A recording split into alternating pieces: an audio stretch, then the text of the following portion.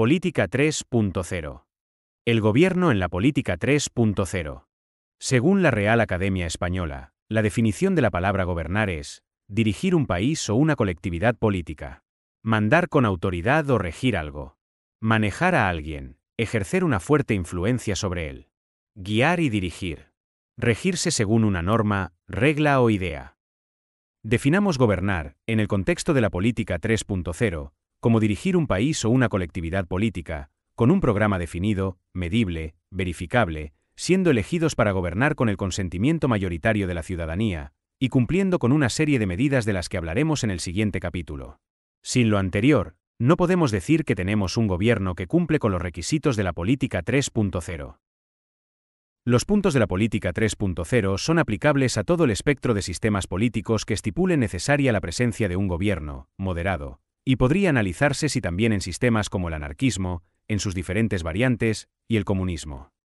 Como idea base, fundamental, se tiene que el ámbito del gobierno, o sea, presidente y su gabinete, es el sector público, mientras que el sector privado no es su ámbito. Esto parece obvio, pero luego no lo es tanto, cuando se tiene funcionarios públicos que son al mismo tiempo empresarios, y en general cuando se dan arreglos o transacciones entre sector público y privado con poco o inexistente monitoreo por parte de institución alguna, pública o privada, ni conocimiento de la opinión pública. La política 3.0 no prohíbe a los funcionarios públicos ser empresarios, ni viceversa, pero sí procura monitorear todo de manera que no sea necesario confiar en la decencia de nadie, y que la opinión pública no se pueda quejar de falta de transparencia. Entre las cualidades de un gobierno que practica la política 3.0, tal vez la principal es que es un gobierno que monitorea todo, y que se deja monitorear. La política 3.0 es la de los gobiernos que tienen claro que son servidores públicos y que el poder es de la ciudadanía, de los contribuyentes. Tienen un programa a cumplir, el que prometieron en campaña. Programa medible y verificable en resultados. ¿Y si no tiene programa el gobierno? ¿No es gobierno? Sí es, pero gobierno 2.0. Gobierno sin programa es carta blanca, chanchullo. Generan sospechas estos gobiernos. Todo futuro equipo de gobierno debe empezar a generar confianza desde las elecciones, y para eso debe tener un programa, explícito y medible. Deben rendir cuentas a la ciudadanía de lo que hacen. Y, como ya hemos dicho, la forma de gobierno, si es moderado o no moderado, permite pensar en política 3.0 o no. Sus requisitos no se cumplen en una oligarquía, por ejemplo, porque los procesos políticos están ampliamente secuestrados por una minoría en un gobierno tal. Por otro lado, podemos decir que cualquier tipo de gobierno moderado es apto para la política 3.0. Gobernar es como hervir leche, tienes que estar encima de ella para que no pase un desastre. Gobernar nunca ha sido fácil, ni antes para los reyes absolutistas, ni ahora, durante la época de los simples servidores públicos. La problemática de gobernar solo la conoce quien ha gobernado. No es tarea para cualquiera. Los imprevistos surgen espontáneamente. Nunca ha sido, ni será, simplemente andar por un camino trazado con antelación, o simplemente cumplir las leyes. Rousseau lo veía claro cuando decía, la inflexibilidad de las leyes, que les impide plegarse a los acontecimientos, puede en ciertos casos hacerlas perniciosas y causar por ellas la pérdida del Estado en su crisis. En momentos complicados la sociedad entera, o su mayor parte, suele dirigir su mirada hacia el gobierno para obtener respuestas, y se espera que éste tome el timón de la sociedad y resuelva los problemas. Tener un gobierno no es un lujo. La sociedad requiere, necesita, de una autoridad que los una a todos, y que ponga orden. Como decía Burke, el gobierno es una invención de la prudencia humana para proveer a las necesidades de los hombres. En el número de todas estas necesidades se está de acuerdo en que la que más se hace sentir es la de sujetar suficientemente las pasiones. En este sentido, la sujeción cuenta entre los derechos humanos tanto como la libertad. Las acciones del gobierno exigen conocer los contextos, las circunstancias de tiempo, de lugar, etc., si es que se busca hacer cosas de interés público. Las circunstancias son, en la realidad, las que hacen un plan o programa político útil o perjudicial para un pueblo. Todo eso debe tenerlo bien claro el gobierno, así como lo que es negociable y lo que no es negociable en su programa. Para ejemplificar sobre lo dicho en el párrafo anterior, podemos poner el caso de gobiernos de pueblos con historia expansionista e imperialista como España o Inglaterra que tuvieron que ir paulatinamente abandonando sus viejos territorios conquistados a punta de espada, e ir abandonando la idea de cobrar impuestos a sus colonias que se iban rebelando contra ellos. Por la sencilla razón que el costo de mantener el control de esas colonias era tan alto que no les era rentable. La idea aquí es que el gobierno está para llevar a cabo acciones que no hagan la vida del pueblo miserable. Aunque pueda haber razones para hacer ciertas cosas, si acarrean demasiados sacrificios para la sociedad, simplemente no se hacen. Este sería un ejemplo por el lado de la ofensiva, del derecho a exigir o imponer, por decirlo así. Si se quiere poner un ejemplo por el lado de la defensiva, de la resistencia a imposiciones, podemos poner en la mesa el tema del pulso que vienen echando los gobiernos de Cuba y Estados Unidos hace décadas. ¿Ha valido la pena para uno de los dos, o para ambos? ¿Qué cree usted? Gobierno con una finalidad. Saber mantener las riendas del gobierno, lo que no es necesariamente sinónimo de virtud, requiere de constante meditación sobre las condiciones del poder. Quien tiene el poder es quien realmente gobierna, es quien hace que las cosas sucedan, sea parte del gabinete del gobierno o no. El príncipe de Maquiavelo viene a la mente, y resulta claro que, aunque se desee, no se podrá gobernar siempre inocentemente, y menos entre sofistas y manipuladores. Está bien. Pero como dijimos anteriormente, tiene que entrar la mención del propósito, de lo contrario todo se pervierte. Que los gobiernos no lleguen simplemente a gobernar, sino que lleguen a cumplir un programa. ¿Cuál es el programa del gobierno? ¿Resolver el problema económico de por vida del presidente, su familia directa y amigos? ¿A qué vienen? Es necesario tener un programa claramente definido, y el gobierno está para cumplir su programa. Por eso se le evaluará al final del día, principalmente. Por esto, el gobierno debe saber prever los problemas que afecten el cumplimiento del programa, o eliminarlos de forma rápida. El gobierno debe evitar situaciones de dependencia o subordinación del sector público con respecto a grupos empresariales privados específicos, ya sean locales o extranjeros, o con respecto a gobiernos extranjeros, para que estos no pasen a controlar al sector público. Y más aún las situaciones de dependencia o subordinación que se puedan generar con la colaboración activa y sistemática de quienes forman parte del gabinete de gobierno. Además, el gobierno debe prepararse para poder hacer frente a desafíos de todo tipo, o al quebrantamiento del orden, pues pueden ocurrir en cualquier momento. Nos colocamos en los zapatos del gobierno un minuto y nos ponemos a buscar respuestas para preguntas del tipo: ¿cómo vas a hacer frente a los escobares de la droga, del sector financiero, del sector empresarial, que entorpezcan el programa político y te echen pulsos con el gobierno? Asimismo, el gobierno debe trabajar con estrategia e inteligencia. Por ejemplo, una estrategia inteligente de un gobierno suele ser concentrarse en solucionar los problemas internos del país primero, problemas criollos, para luego encarar los problemas externos, amenazas y conflictos provenientes del sector exterior. Se debe avanzar por etapas. Primero nos limpiamos por dentro, luego nos limpiamos por fuera. No es bueno abrirse dos frentes simultáneamente.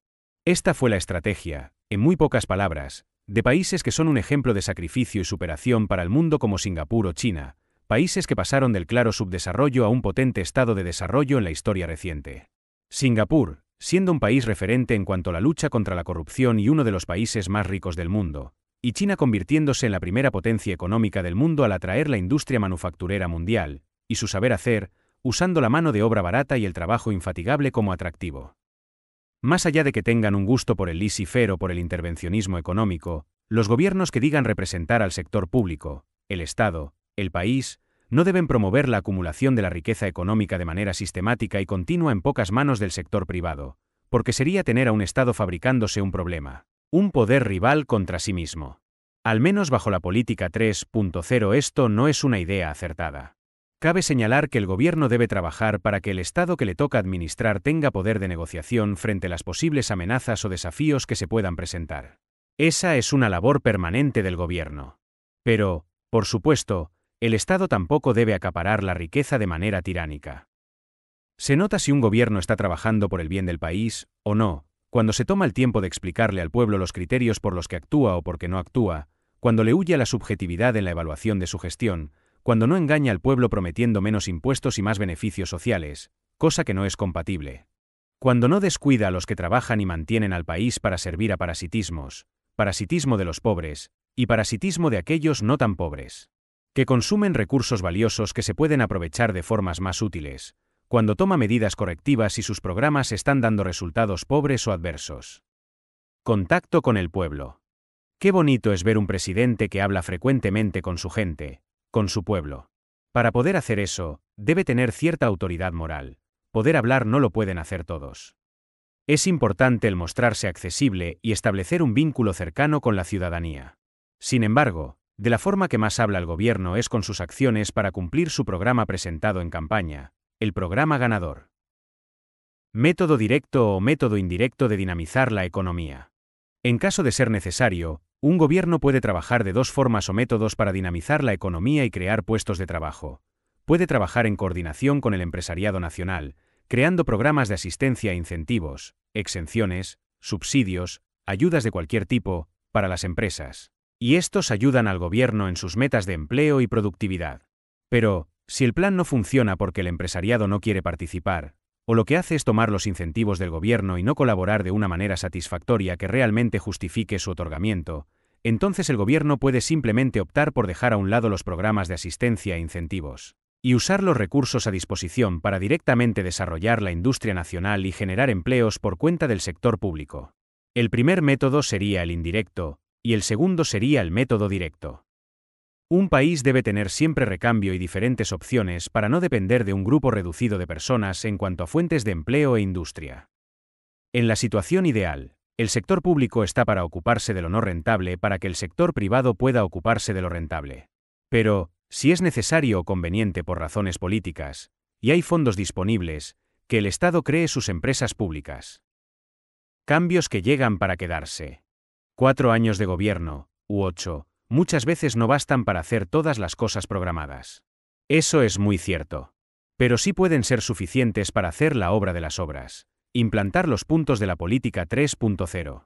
El primer Estado que lo haga formalmente, y es una opinión personal, quedará en la historia como quedó la Atenas de la antigüedad, que es recordada como el lugar de surgimiento de la primera democracia a nivel mundial. El establecimiento de la política 3.0 en un Estado es un hito que estaría en la misma categoría y magnitud que aquel, y que tendría repercusiones a nivel mundial. Pero, ¿puede salir mal? ¿Pueden los beneficios de aplicar la política 3.0 al final resultar sobrevalorados? ¿O puede ser incluso perjudicial su aplicación para un país? Perjudicial para un país no va a ser. Será perjudicial para ciertos individuos a quienes no les convenga, o no les gusten los puntos de la política 3.0. Pero tendrán la oportunidad de explicar por qué, de manera pública. Y la explicación debe incluir también lo que puede salir mal, si no se aplican los puntos de la política 3.0. Eso no puede faltar.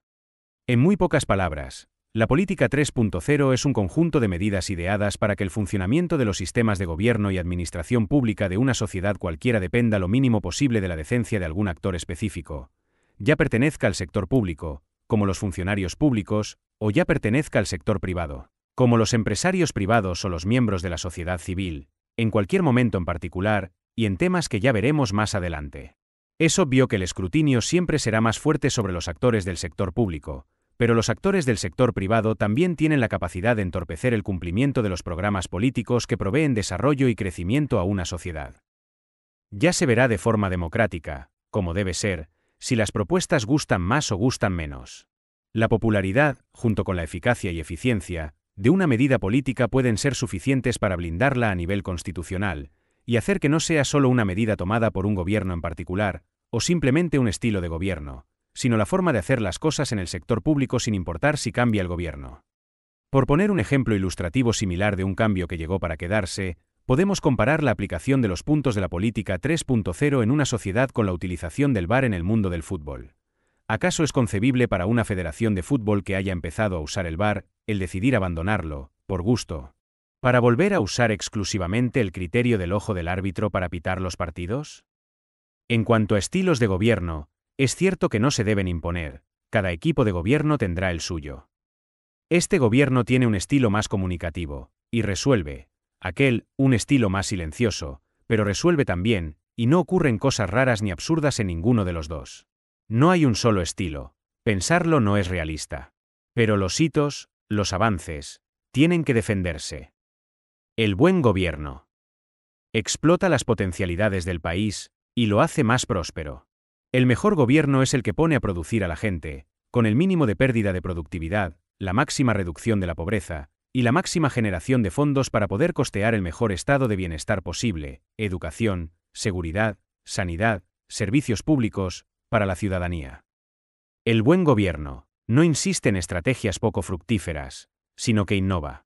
Por ejemplo, si se está perdiendo la guerra tradicional contra el tráfico de drogas, se diseña otra estrategia y se discute si se legaliza y se cobra impuestos por las sustancias menos destructivas, marihuana, hoja de coca, por ejemplo, que tengan usos médicos y o recreativos, y se generan fondos para el Estado. El buen gobierno implementa políticas de desarrollo, I+D, y educación para ayudar a capacitar a la población para que nunca falte talento científico y empresarial en el país. El buen gobierno mata el chisme y las controversias. No fomenta antagonismos, ni toma partido por ciertos grupos. En casos polémicos como, por ejemplo, si se deben respetar los arreglos entre sector privado y sector público hechos por gobiernos anteriores que puedan considerarse como parasitarios en perjuicio del sector público, la respuesta del gobierno debe ser que todo lo que se firmó cumpliendo con todos los debidos procesos legales en su tiempo, debe respetarse. Lo que no, se elimina. Para eso sirven las auditorías. El buen gobierno habla claro a todos. El buen gobierno promueve el debate en vivo, el diálogo público. Tiene un estilo interactivo, participativo, que interesa y atrae a los jóvenes y viejos. Busca su opinión. El buen gobierno predica con el ejemplo. No manda el gobierno, mandan las leyes, manda el rey, o sea, el programa político. El gobierno es el asistente, la mano derecha del programa.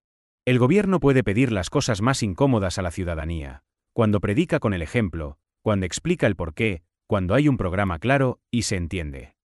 El buen gobierno fomenta la descentralización gubernamental lo máximo posible. Aunque ni el poder, ni el control existen sin un cierto grado de burocracia, el buen gobierno la mantiene al nivel mínimo posible. El buen gobierno sabe respetar la independencia del sector privado, no trata de imponerle lo que las leyes no dictan. Puede exhortar, pero no obligar. Entre otros.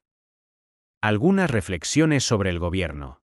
Reflexión. Quien tiene el poder en una sociedad es quien realmente gobierna, es quien hace que las cosas sucedan, sea parte del gabinete del gobierno, o no. Reflexión. La tarea del gobierno es cumplir su programa político, el que presentó y prometió cumplir, trabajando en base a lo que recibe inicialmente, y entregando al fin de su mandato estadísticas mejores, o al menos no peores. Reflexión. El ámbito del gobierno es el sector público, no el privado. Reflexión. El gobierno no debe perder de vista la realidad, por estar persiguiendo utopías y fantasías. Podrá ayudarse del uso de la ciencia de los datos y su analítica para saber diferenciar la realidad de la fantasía. Reflexión. El gobierno debe poder reprimir el quebrantamiento del orden. Deja muy mala imagen que no lo pueda hacer. Reflexión. El gobierno debe identificar y eliminar el parasitismo que afecte al sector público, donde lo encuentre, ya sea parasitismo de los pobres o parasitismo de los no tan pobres. Hablamos, por ejemplo, de profesionales de la mendicidad en el primer grupo, y en el segundo grupo hablamos de captadores de subvenciones y ayudas estatales sin justificación, o intermediarios inútiles que solo aumentan los precios que paga el Estado por ciertos bienes, sin añadir ningún valor.